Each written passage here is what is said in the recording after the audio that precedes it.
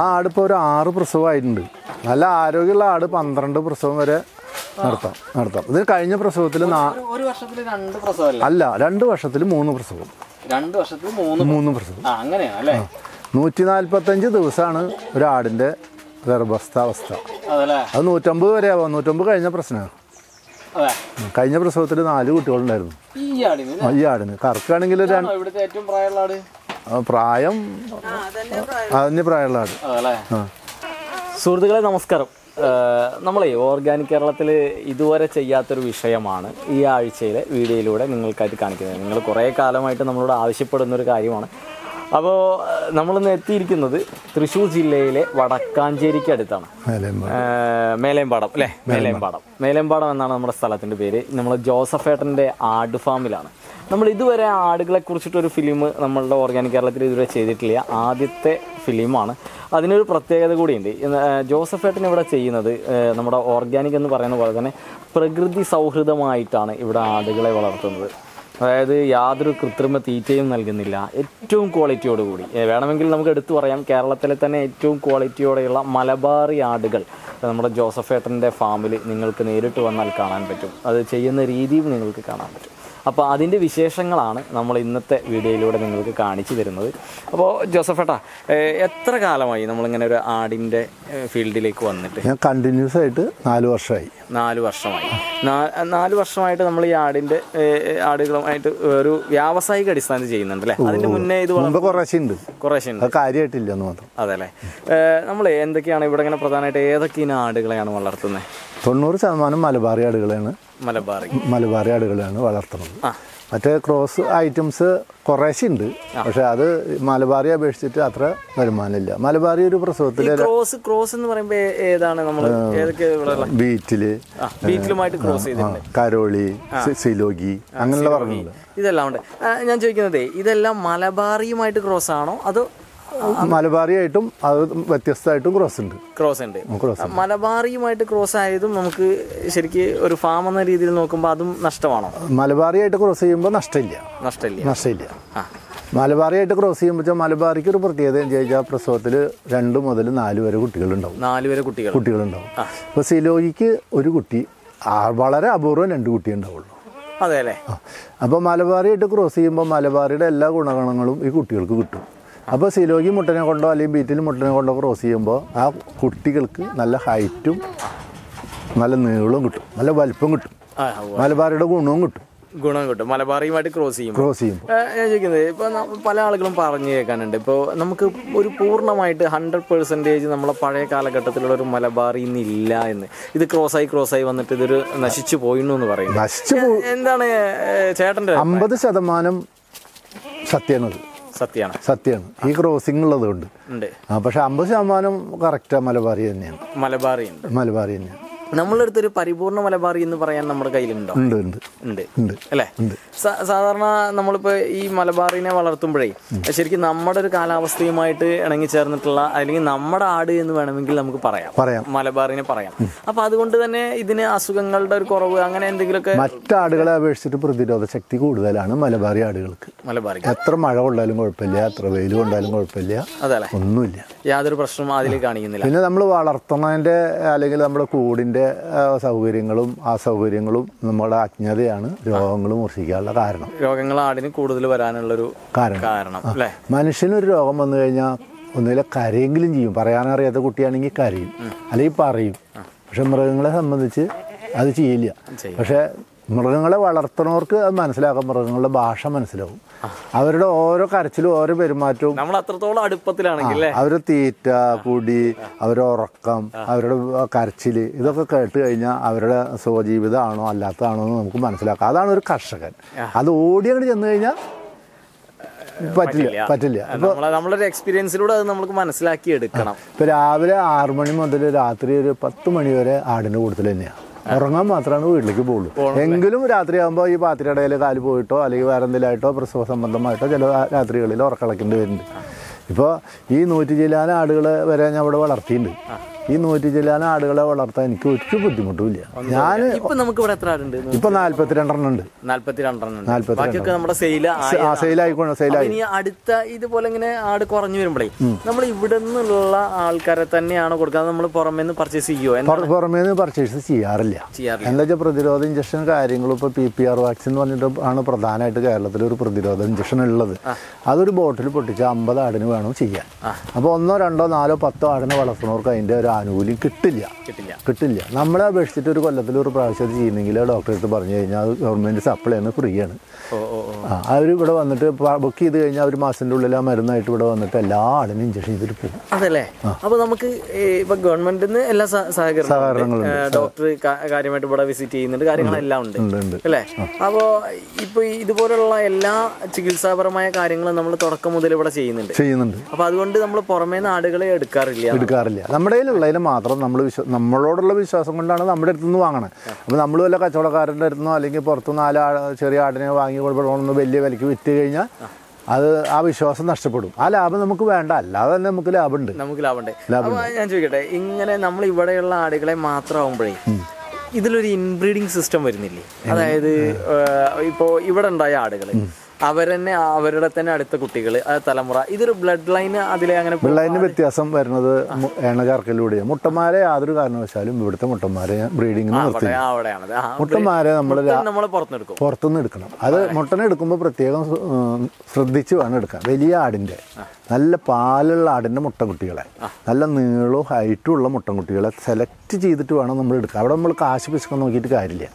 നിങ്ങളുടെ ഒരു ദിവസത്തെ ഇവിടെ ഒരു ആട് ഫാം ഇത്രയും ആടുകളെ നിങ്ങൾ പരിചരിക്കുന്നുണ്ട്. അതും അപ്പം എന്താണ് ജോസഫേട്ടൻ്റെ ഒരു ദിവസം ഒരു ആട് ഫാം ചെയ്യുമ്പോൾ ഒരാൾ എത്രത്തോളം നമ്മൾ ശ്രദ്ധ കൊടുക്കണം? എന്തൊക്കെയാണ് ഇവിടെ ചെയ്യുന്ന കാര്യങ്ങൾ? എന്തൊക്കെയാണ്?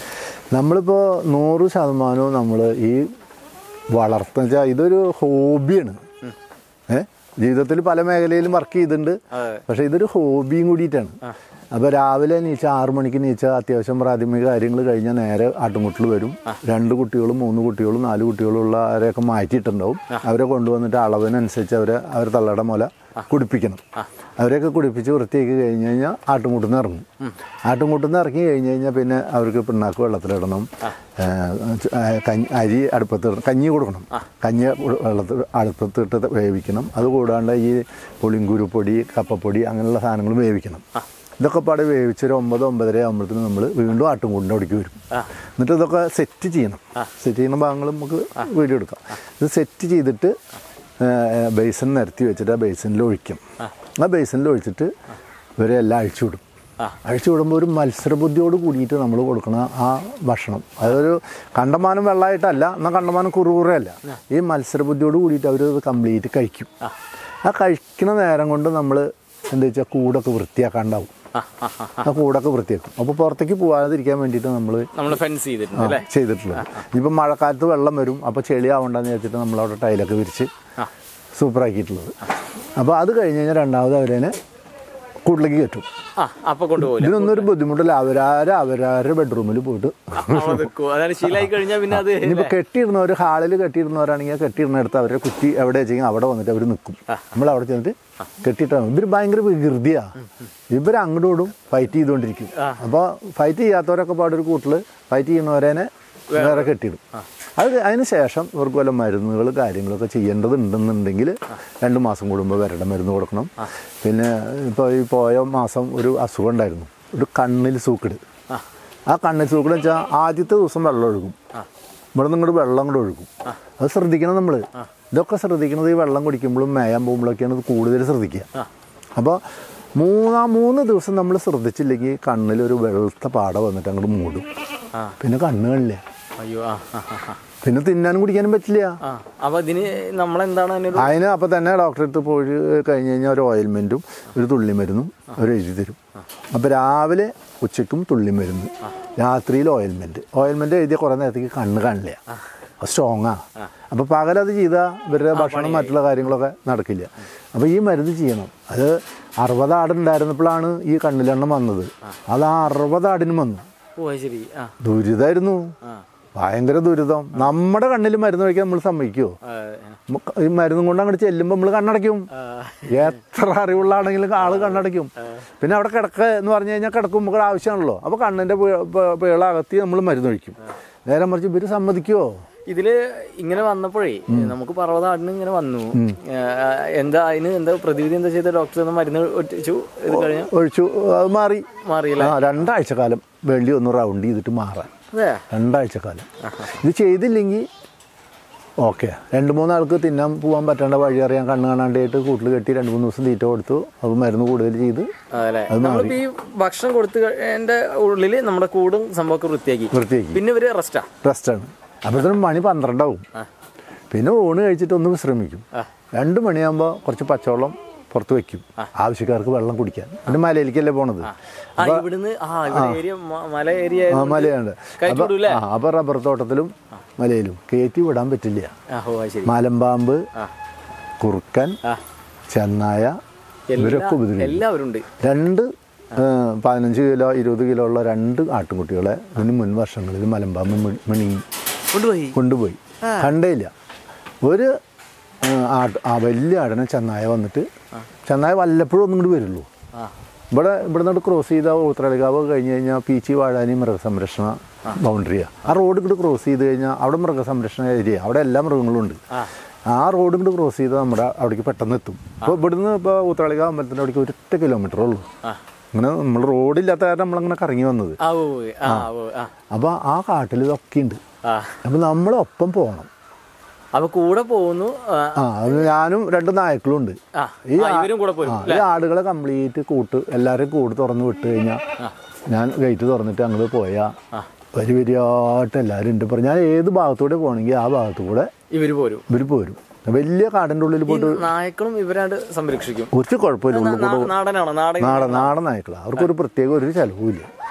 ഞാൻ വരുമ്പോൾ എൻ്റെ ഇപ്പോൾ തിരിച്ചു പോരുള്ളൂ. അപ്പൊ ഇന്നലെ മുള്ളനെ കണ്ടു, മുള്ളനെ ഓടിച്ചു. ഇപ്പൊ പന്നിയെ കാണും, പന്നി ഓടിക്കും ഇവര്. അപ്പൊ ഇവിടുന്ന് എത്ര ദൂരം? 3 കിലോമീറ്റർ 4 കിലോമീറ്റർ വരെ ഈ ആടുകളെ കൊണ്ട് പോകും. ഇപ്പൊ ഇവിടുന്ന് 2 മണിക്ക് പോയാൽ റിട്ടേൺ എപ്പോ വരും? റിട്ടേൺ 6 മണിക്ക് ഇവിടെ എത്തും. അതുവരെ നടപ്പാ. ഇതിന്റെ ഇടയ്ക്ക് നമുക്കപ്പോ ഇവർക്ക് വേണ്ടിട്ട് ആടിന് പുല്ലോ കാര്യങ്ങളോ ഒന്നുമില്ല. എല്ലാവരും സംഭവിക്കും. അപ്പൊ നമുക്കിതൊരു ലാഭകര കാശ് മുടക്കില്ല. ഒരു ആട് ശരാശരി 5 കിലോ പച്ചില തിന്നും. കുടിക്കുന്ന വെള്ളം അല്ലാണ്ട് 5 കിലോ പച്ചില തിന്നും. ആ പച്ചിലക്ക് എന്താ നമ്മൾ ചെയ്യാൻ? ഒന്നും വേണ്ട. അതൊക്കെ അവര് ഈ പോണതിൽ തിന്നും. അത് ഭയങ്കര ചെലവ്. അങ്ങനെ കൃഷി പല മേഖലകളിൽ നമ്മൾ പോകുമ്പോ പ്ലാവിന്റെ കൊമ്പ്, കൈനിയുടെ കൊമ്പൊക്കെ ആടുകൾക്ക് വേണ്ടിയിട്ട് ഭയങ്കര ബുദ്ധിമുട്ടാണ്. ആട് എന്ന് പറയുന്ന സാധനം ആട്ടിറച്ചി, കോഴിയിറച്ചി ഈ രണ്ടും കേരളത്തിന്റെ അല്ലെങ്കിൽ നമ്മുടെ രാജ്യത്തിന്റെ പ്രധാനപ്പെട്ട ഭക്ഷണ വിഭവമാണ്. അത് എന്തിനെ ഉദ്ദേശിച്ചിട്ടാണ് വെച്ചാൽ ഇപ്പം നമ്മൾ കോഴിയെ വളർത്തുന്നത്. ഇപ്പോൾ കോഴിയുണ്ട്, എനിക്ക് ആ കൂട്ടിൽ കോഴിയുണ്ട്. ഈ കോഴിയെ വളർത്തുന്നത് നമ്മൾ കൃത്രിമമായിട്ട് ഒരു ആഹാരം കോഴിക്ക് കൊടുക്കണില്ല. കംപ്ലീറ്റ് പ്രകൃതിയിൽ നിന്ന് എടുക്കണതാ. ആ കോഴിയുടെ ടേസ്റ്റും ഗുണവും ഇപ്പോൾ ഈ ഇറച്ചിക്കടയിൽ നിന്ന് മേടിക്കുന്ന കോഴിക്ക് കിട്ടില്ല. അപ്പം ഈ ആടിന് കിട്ടുന്ന ഗുണവും പാലിന് കിട്ടുന്ന ഗുണവും ഇറച്ചിക്ക് കിട്ടുന്ന ഗുണവും ഈ ഫാമുകളിൽ നിർത്തി പുല്ലും തീറ്റയും കൊടുക്കണ ആടുകൾക്ക് കിട്ടില്ല. നമ്മുടെ ആട് 100 ചില്ലാന ഇല, കർളകം, കാഞ്ഞിരം മുതൽ കർളകം എന്ന് പറഞ്ഞാൽ പാമ്പിൻ്റെ വിഷം അതിന് ഉപയോഗിക്കുന്ന മരുന്നാണ്. കർളകം മുതൽ കാഞ്ഞിരം വരെ എല്ലാ സാധനങ്ങളും 100 ചില്ലാന ഇല ഭക്ഷിച്ച് എല്ലാ ദിവസവും ഭക്ഷിക്കുന്ന ആടുകളാണ്. അപ്പോൾ എന്താ വെച്ചാൽ നമുക്കൊരു പൈസ ചിലവില്ല, നമുക്ക് കൂലി ചിലവില്ല. ഇപ്പോൾ സാധാരണ ഇപ്പോൾ ഒരു ഫാമുണ്ട് വെച്ചെങ്കിൽ 100 ചില്ലാന ആടിനെ നോക്കണമെങ്കിൽ 4 ആൾ വേണം. ഇതിപ്പോൾ എനിക്ക് 4 ആൾ വേണ്ട. 10 രൂപയുടെ ടൈഗർ ബിസ്ക്കറ്റിൻ്റെ ചിലവുള്ളൂ. അതിൻ്റെ ബാഗിലുണ്ടാവും. നായ്ക്ക് ഇവർക്കൊക്കെ ഞാൻ എവിടെയെങ്കിലും ഒന്ന് ഇരുന്ന കൊടുത്തില്ലെങ്കിൽ മുട്ടം വന്ന് ഒറ്റയടിക്ക് മറിച്ചിടും. അവനിത് വേണം. അപ്പോൾ ഇടയ്ക്കൊന്ന് നമ്മൾ ടൗണിലൊക്കെ പോയിട്ട് വരുമ്പോൾ വീട്ടിൽ കൊച്ചു കുട്ടികളുണ്ടെങ്കിൽ 5 പൈസയുടെ മിഠായി മേടിച്ചൊന്ന് കൊടുക്കും. നമ്മൾ കൊടുക്കുന്ന ഭക്ഷണത്തിനൊന്നും അല്ല അവർക്ക് പ്രധാനം. ഈ ഒരു മിഠായിക്കാണ് അവർക്ക് നമ്മളോട് സ്നേഹം കൂടുക എന്ന് പറഞ്ഞവർ ഇവർ മുഴുവനും ഞാൻ എവിടെയെങ്കിലും ഇരുന്നാലത് കിട്ടുള്ളൂ എന്ന് അവർക്ക് അറിയാം. അപ്പൊ പല കാലിന്റെ മുകളിലും കുറെ നടക്കും. കാട് വീശി അവർക്ക് ചപ്പ് ചായച്ച് കൊടുക്കണം. വേനൽക്കാലത്ത് അത് ഇത്തിരി പണിയാണ്. മഴക്കാലത്ത് അങ്ങനെ ചപ്പ് ചായച്ച് കൊടുക്കണ്ടായിരുന്നു. എവിടെ നോക്കിയാലും ഉണ്ട്. നമുക്ക് നമ്മളെ ആടുകളെ കാണുന്നതിന് എന്തൊക്കെയാണ് ഇവിടെ ഇങ്ങനെ ഭക്ഷണം കൊടുക്കുന്നത്? ഭക്ഷണത്തിന് തുടങ്ങാം. കൃത്രിമമായിട്ടുള്ള ഒരു ഭക്ഷണവും കൊടുക്കണില്ല. ഇത് ആവശ്യത്തിന് ഉപ്പിട്ടിട്ട് ഗോതമ്പിന്റെ തവിടെന്ന് പറയും. അപ്പൊ നമുക്കൊരു ഉദ്ദേശം 25 ആടും പിന്നെ 20 കുട്ടികളും ഉണ്ട്. അവർക്കൊരു 3 കിലോ ഗോതമ്പിൻ്റെ പൊടി, ഒരു 2 കിലോ അരിക്കഞ്ഞി തിളപ്പിച്ചത് കൊടുക്കാൻ കുഴപ്പമില്ല. 2 കിലോ അരി ഇല്ല ഇല്ല 2 കിലോ അരിക്കഞ്ഞിയുടെ. പിന്നെ ഒരു 1/2 കിലോ പുളിങ്കുരുപ്പൊടി, 1 കിലോ കപ്പപ്പൊടി, പിന്നെ ധാന്യപ്പൊടി വേവിച്ചതൊക്കെ ഇപ്പോൾ ഇട്ടൊക്കെ വേവിച്ച് സെറ്റ് ചെയ്തിട്ടുള്ളതാണ്. ഇപ്പം ഇത്ര സാധനം ഈ ചെമ്പിലേക്ക് ഇട്ട് ഇപ്പോൾ തിളച്ച് കിടക്കുന്ന സാധനമാണ്, കൈ കൊണ്ട് ഇളക്കാൻ പറ്റില്ല. അപ്പോൾ അതാണ് ചട്ടകം. ഇത് ഞാൻ കുട്ടികൾ വന്ന് ചോദിക്കുമ്പോൾ ഇതെന്താണെന്ന് ചോദിക്കുമ്പോൾ അത് ആടിനുള്ള ബിരിയാണി എന്നാണ് ഞാൻ പറയുക. അവർക്കത് അറിയുള്ളൂ, ആടിനുള്ള ബിരിയാണി തിളച്ചിട്ടുള്ള സാധനമാണ്. അപ്പോൾ ഈ ചോളപ്പൊടിയിൽ എന്താ വെച്ചാൽ ചിലപ്പോൾ ഫംഗസ് ഉണ്ടാവും. അപ്പോൾ അത് ഈ തിളപ്പിച്ച കഞ്ഞി ഈ സാധനങ്ങളൊക്കെ ഇതിൽ ചേർന്ന് കഴിഞ്ഞ് കഴിഞ്ഞാൽ അത് നഷ്ടപ്പെടും, ഫംഗസ് നഷ്ടപ്പെടും. അതിന് വേണ്ടിയിട്ടത് ഇതിപ്പോൾ ഇത്രയും സാധനം നമുക്കൊരു എത്ര 45 ഈ 25 ആട് വലുതും ബാക്കി അതിനോടനുബന്ധപ്പെട്ടിട്ടുള്ള കുടിക്കുന്നതും കുടിക്കാത്തവരുമായിട്ടുള്ള കുട്ടികളുണ്ട് അവർക്ക്. അപ്പം കുട്ടികൾ മുതലുണ്ടല്ലോ. ശരാശരി 1/2 കിലോ 3/4 കിലോ വെച്ചിട്ടാണ് ഓരോരുത്തരും കഴിക്കുള്ളൂ. ഇതിപ്പോൾ നമ്മളെ 60 ആളൊക്കെയുള്ള സമയത്ത് ഇതിലും കൂടുതലും വേണം. അപ്പോൾ എന്താ ഇത് ഇതിൽ കുറുക്കിയിട്ട് അതിനകത്തേക്ക് ഒഴിച്ചിട്ട് ഇത് ഒറിജിനൽ കടലപ്പിണ്ണാക്കിൻ്റെ കളറാണ്ട പാല് പോലെ. ഇത് ഡ്യൂപ്ലിക്കേറ്റ് കടലപ്പിണ്ണാക്ക് പിരിഞ്ഞ് കിടക്കുള്ളൂ. അപ്പോൾ ഞാൻ ഈ ചുമട്ടുതൊഴിൽ മേഖലയായ കാരണം നല്ല പിണ്ണാക്ക് എനിക്ക് നന്നായി അറിയാം. വില കുറച്ച് കിട്ടുന്നത് 55 രൂപ കിലോ ഉള്ള കടലപ്പിണ്ണാക്ക് എനിക്ക് 50 രൂപയ്ക്ക് കിട്ടും ഹോൾസെയിൽ റേറ്റിന്. കച്ചവടക്കാർ കൊണ്ടുപോകുന്ന റേറ്റിന് ഹോൾസെയിൽ കടയിൽ നിന്ന് എനിക്ക് കിട്ടും. എങ്കിലും ഇത്രയും ഭക്ഷണത്തിന് 300 രൂപ ശരാശരി ഒരു ദിവസത്തെ ചിലവ്. ഈ ചിലവ് മാത്രമാണ് ഈ 42 ആടിന് അല്ലെങ്കിൽ 50 ആടിന് എനിക്ക് ഒരു ദിവസം വരുന്നുള്ളൂ. ബാക്കി മുഴുവനും ബാക്കിയൊക്കെ നമ്മൾ പ്രകൃതിയിലുള്ള കാര്യങ്ങൾ അഴിച്ചുവിട്ട് വളർത്തി നമുക്ക് 100% ലാഭകരമായിട്ട് കിട്ടണം എന്നുണ്ടെച്ചെങ്കിൽ അങ്ങനെ ചെയ്താലേ പറ്റുള്ളൂ. ഇത് നമ്മൾ പകർത്തും. എന്നുവെച്ചാൽ എല്ലാവർക്കും കൂടിയിട്ട് വഴക്ക് കൂടാണ്ട് കുടിക്കണ്ടേ, വിളമ്പി കൊടുക്കും. ഇപ്പോൾ നമ്മൾ ഭക്ഷണം ബിരിയാണി ഇപ്പോൾ നമ്മൾ റെഡിയാക്കിയിട്ടുള്ളൂ. ഇതിപ്പോൾ ദമ്മ് പൊളിച്ചിട്ട് നമ്മൾ വിളമ്പി കൊടുക്കും.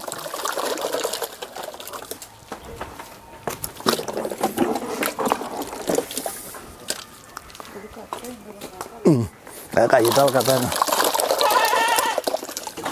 ബാക്കി വന്നാലേ പക്ഷെ വെള്ളം മതി. അവന് പുറത്തേക്ക് ഇറങ്ങിയാലേ അവൻ ഭക്ഷണം കഴിക്കില്ല. ആടിനെ അഴിച്ചു വിട്ടാൽ പിന്നെ അവൻ കുടിക്കില്ല.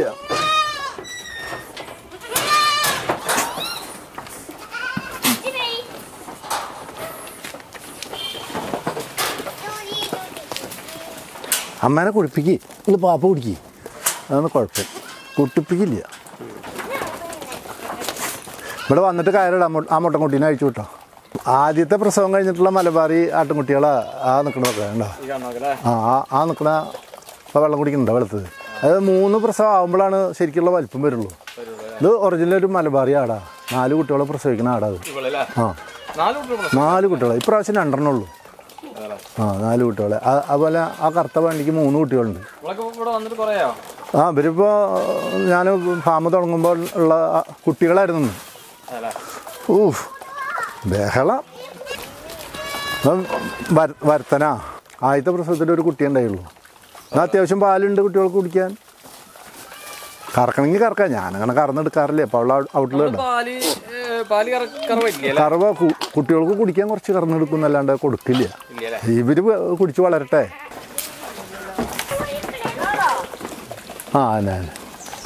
കേട്ടോ.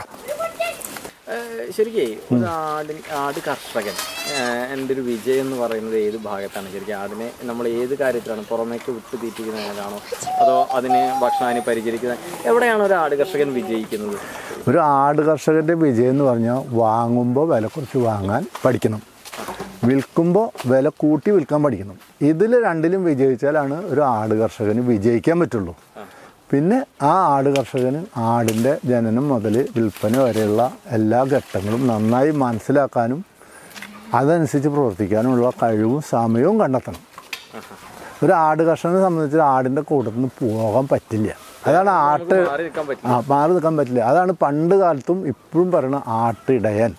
ആട്ടിടയെന്ന് പറഞ്ഞാൽ ആടിൻ്റെ കൂട്ടത്തിലിന് ഉറക്കം. പുരാണങ്ങളിൽ വരെ ആടിനെ നോക്കണമെന്ന് പറയാം ആട്ടിടയെന്നാ.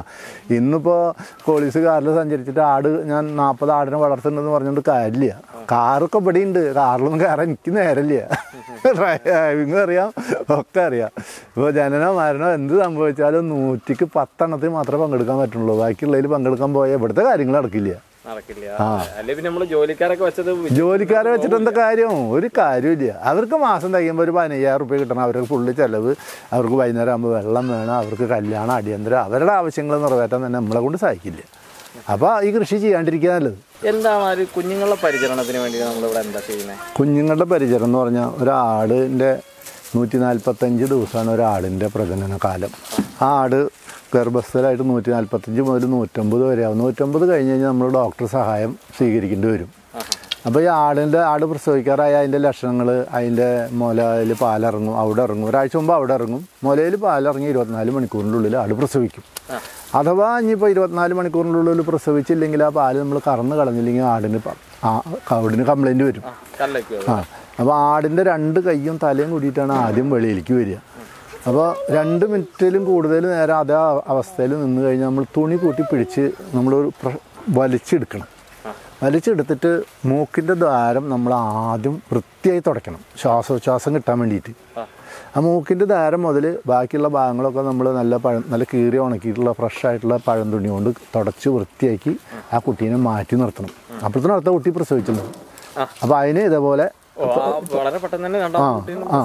അപ്പോൾ ഈ 2, 3, 4 കുട്ടികൾ പ്രസവിച്ച് കഴിയുമ്പോഴത്തേനും അരമണിക്കൂർ അല്ലെങ്കിൽ 3/4 മണിക്കൂറാവും. അപ്പോഴത്തേനും നമ്മൾ കഞ്ഞിപ്പാൽ തൊട്ടടുത്ത കഞ്ഞിപ്പാൽ കൊടുക്കണം. നമ്മൾ 1 മണിക്കൂറിൻ്റെ ഉള്ളിലെങ്കിലും കൊടുത്തിരിക്കണം. അരമണിക്കൂറാണ് സമയം.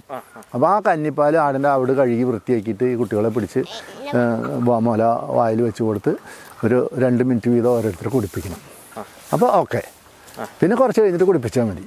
അപ്പോൾ ഈ ആട് കിടക്കുമ്പോഴും നിൽക്കുമ്പോഴൊക്കെ കുട്ടികളെ ചവിട്ടും, ഈ പാത്രത്തിനുള്ളിൽ കാല് പോകും. അതിന് വേണ്ടിയിട്ട് ഒരു കൂടിൻ്റെ ഉള്ളിൽ തന്നെ കുഞ്ഞൊരു ബേബി സിറ്റിങ് നമ്മൾ തയ്യാറാക്കണം.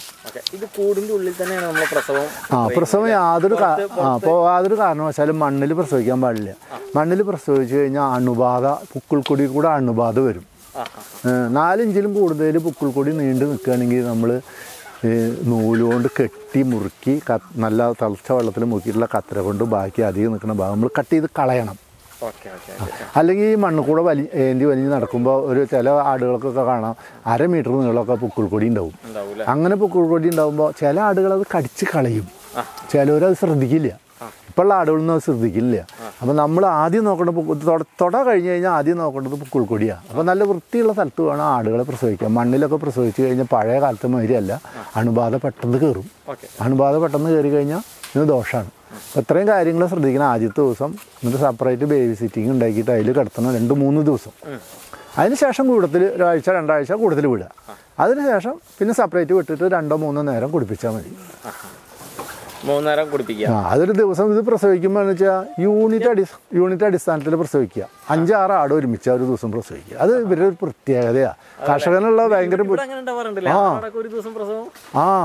5-6 ആട് ഒരുമിച്ച് മതിലക്ഷണം കാണിക്കും, 5-6 ആട് ഒരുമിച്ച് പ്രസവിക്കും. അതൊരു കർഷകന് ഒരു വലിയൊരു പ്രശ്നമാണ്. എന്നപ്പോൾ ഇത്ര ആടുണ്ട്, ഓരോ ദിവസം ഓരോന്ന് പ്രസവിച്ചാൽ മതി നോക്കില്ലേ, പ്രസവിക്കില്ല.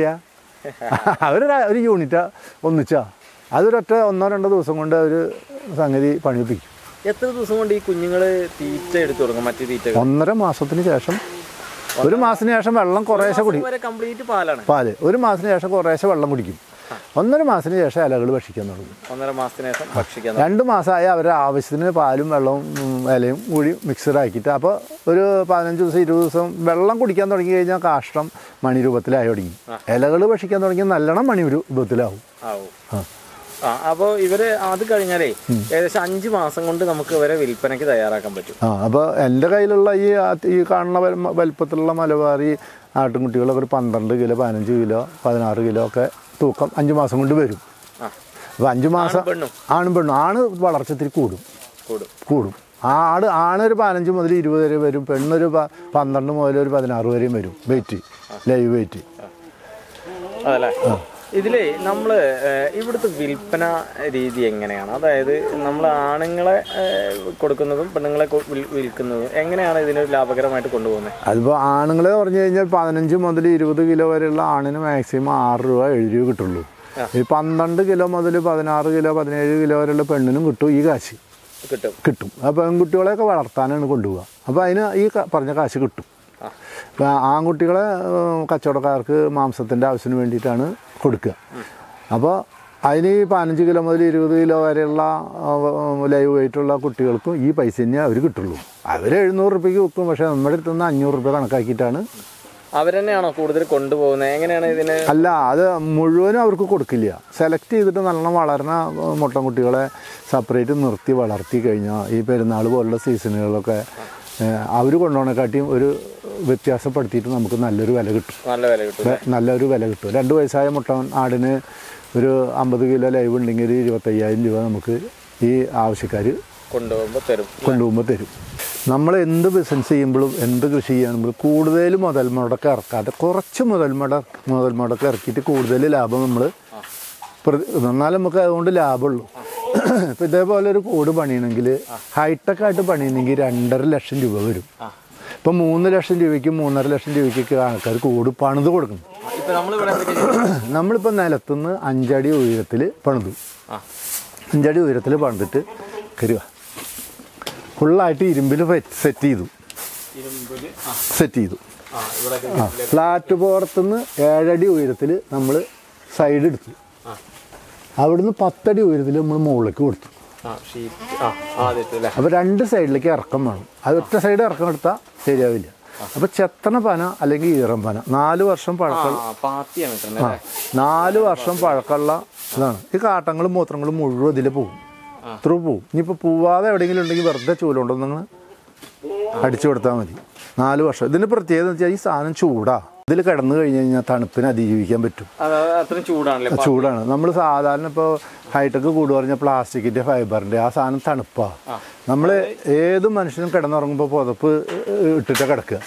തണുപ്പിനെ അതിജീവിക്കാൻ പുതപ്പ് എന്ന് പറഞ്ഞ മാതിരി പ്രകൃതിയുടെ ഒരു ഇതാണ് ഈ ചൂടുള്ളതിൽ കിടക്കുക. ഈ പാത്തിയാണ് ഇവർക്ക് ഇത്തിരി നല്ലത്. ഇതിപ്പോ എത്ര പനയുടെ ഉണ്ട്? നിങ്ങൾ ഇതെങ്ങനെ സംഘടിപ്പിച്ച? ഇതിപ്പോ നമ്മുടെ പരിസരത്തൊക്കെ ഇഷ്ടംപോലെ കിട്ടുന്നുണ്ട്. യാതൊരു ചെലവില്ല. മുറിച്ചു കൊണ്ടുവരുന്ന ചെലവുള്ളൂ. ഇതിപ്പോ 18 അടി വീതിയും 18 അടി വീതിയുണ്ട് ഇതിന്. 18 അടി നീളത്തിൽ നമ്മൾ മുറിച്ച് ഒരു പനയിൽ നിന്ന് 2 കഷ്ണം 3 കഷ്ണം കിട്ടും. 4 വർഷമായിട്ടുള്ള പനയാണ്. ഒരു കുഴപ്പം ഇപ്പോഴും ഇല്ല. നല്ല സ്ട്രോങ് ആയിട്ടാണ്.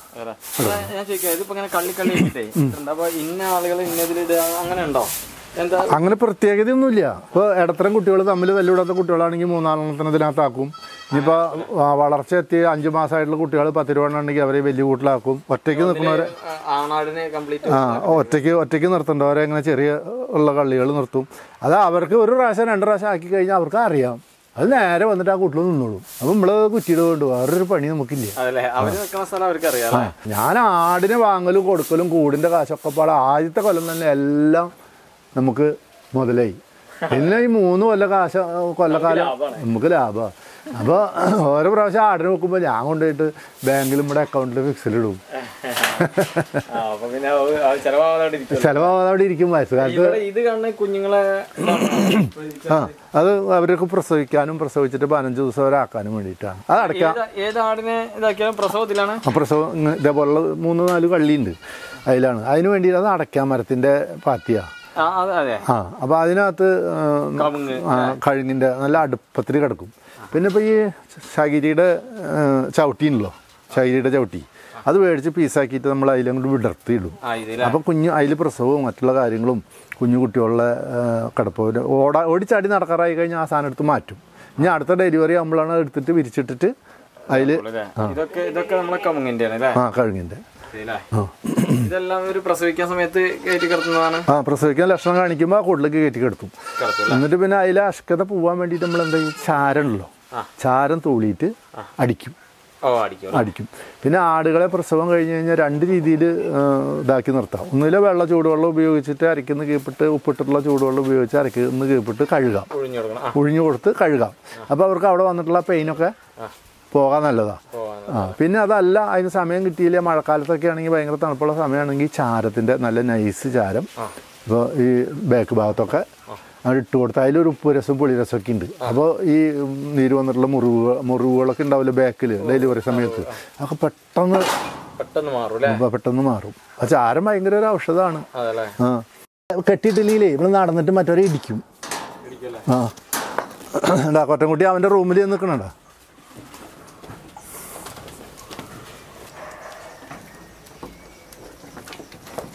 ഹായ് കുത്തലടി.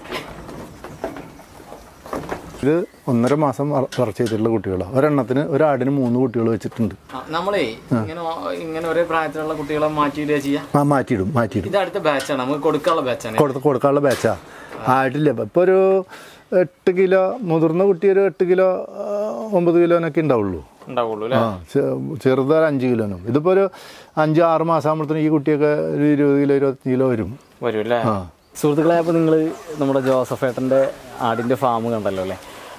നോക്കൂ, ഒരാടിനെ വളർത്തുന്ന ഒരു കർഷകൻ എങ്ങനെയാണ് അതിനെ ലാഭകരമായി കൊണ്ടുപോകേണ്ടത്, അല്ലെങ്കിൽ ഒരു ആടിനെ വളർത്തുമ്പോൾ നമ്മൾ ചെയ്യേണ്ട കാര്യങ്ങൾ എന്തൊക്കെയാണ് ഒരു കർഷകൻ പാലിക്കേണ്ടതെന്നുള്ളതിൻ്റെ ഏറ്റവും വലിയ ഉദാഹരണമാണ് ജോസഫേട്ടൻ എന്ന കർഷകൻ.